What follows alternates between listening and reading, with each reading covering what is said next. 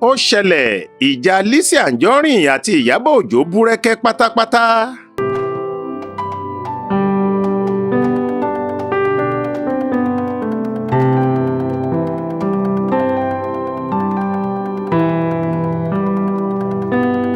Pẹ̀lú bí nǹkan ṣe ń lọ lágbo òṣèré tíátà ilẹ̀ wa, pàápàá jùlọ láàrin àwọn gbajúmọ̀ òṣèrébìnrin méjì tí ìwà wọn jọra dáadáa ni Iyabọ Ojo àti Elizabeth Anjọrin tí ọ̀pọ̀ èèyàn mọ̀ sí Lizzy Anjọrin.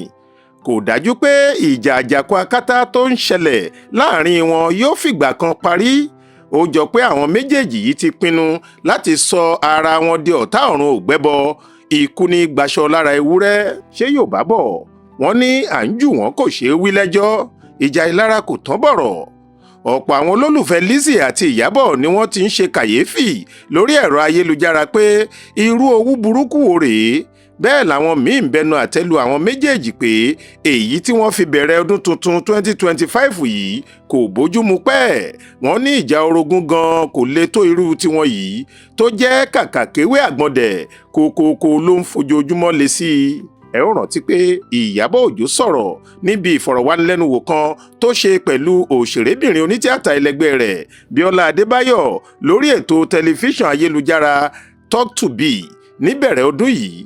Ó ní ìjà àárín òun àti Lizzy Anjọrin kò tíì parí, ìjà náà kò sì lè parí rárá títí tí Jésù fi máa dé. Ó lóun ti gbáradì láti bá Lizzy náà tán bí owó, òun àti ẹ̀ kò sì ní yé pààrà kóòtù jálẹ̀ 2025 yìí. Lásìkò ìjíròrò náà, Iyabọ Ojo ṣàlàyé pé Lizzy Anjọrin kò yéé bú òun, kò sì yéé sọ òun lórúkọ burúkú, orúkọ tí màmá àti bàbá kò sọ òun, bíi kó máa pe òun ní ṣẹ̀pẹ̀tẹ́rì tàbí kó ní òun àtàwọn ọmọ òun làwọn wà nídìí ìkànnì aṣòfófó gist lover àti bẹ́ẹ̀ bẹ́ẹ̀ lọ. Ó ló dìgbà tí ilé-ẹjọ́ bá dá ẹ̀bi fẹ́lẹ́bi tí wọ́n sì dá àre fáláre kóun tó sinmi agbaja pẹ̀lú ọ̀tá òun yìí. Ó dájú pé ọ̀rọ̀ tí Iyabọ Ojo sọ yìí ni Lizzy Anjọrin gbọ́. Ó ṣetán, fídíò íńtáfíù ọ̀hún wà lórí ìkànnì ayélujára tóun náà fi fèsì padà, ó sì wọn kóńgò èsì náà, ó kún àkúnwọ́ sílẹ̀ ni. Lọ́tẹ̀ yìí, bóyá nítorí bí Iyabọ Ojo ṣe halẹ̀ pé Lizzy kò tó bẹ́ẹ̀ láti dárúkọ òun nínú fídíò rẹ̀ ni o. Torí lóòótọ́ Lizzy Anjọrin kì í sábà dárúkọ Iyabọ Ojo ní tààràtà. Bí òwe bí àṣàmọ̀ ló máa ń sọ̀rọ̀, bó tilẹ̀ jẹ́ pé gbogbo èèyàn á ti mọ ẹni tó ń bá wí. Àmọ́ lọ́tẹ̀ yìí kì í ṣe pé Lizzy la orúkọ Iyabọ Ojo mọ́lẹ̀ nìkan ni, ó fún un lórúkọ ìnagijẹ tuntun, ó pè é ní àdótòṣì. Ó tún gbé fídíò Iyabọ Ojo sí i níbi tí obìnrin náà ti ń jó lóde àríyá gbogbo. Lizzy bú Iyabọ pé ìwọ nìkan ni wọ́n máa ń pèsè patí, tó o máa rí patí bíi achievement.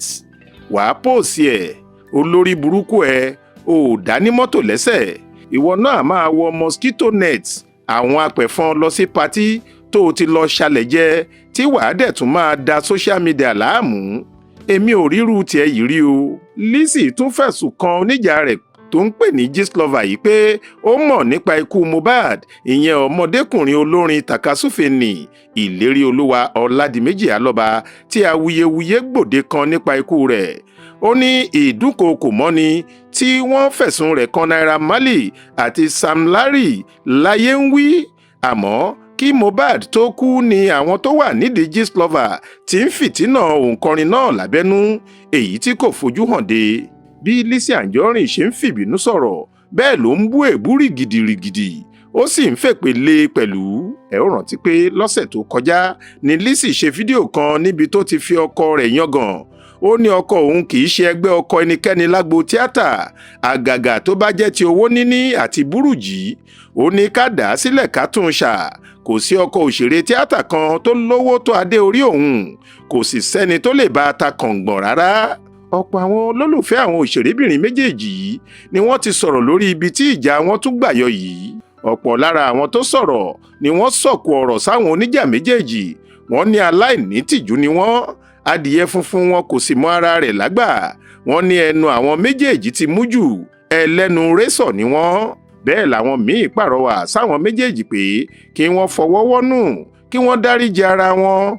àwọn kan sì ń fi àsìkò yìí ké sí àwọn àgbààgbà ẹgbẹ́ tíátà àtàwọn alẹ́nulọ́rọ̀ láwùjọ pé kí wọ́n má wo Lizzy àti Iyabọ níran lórí ìjà wọn yìí.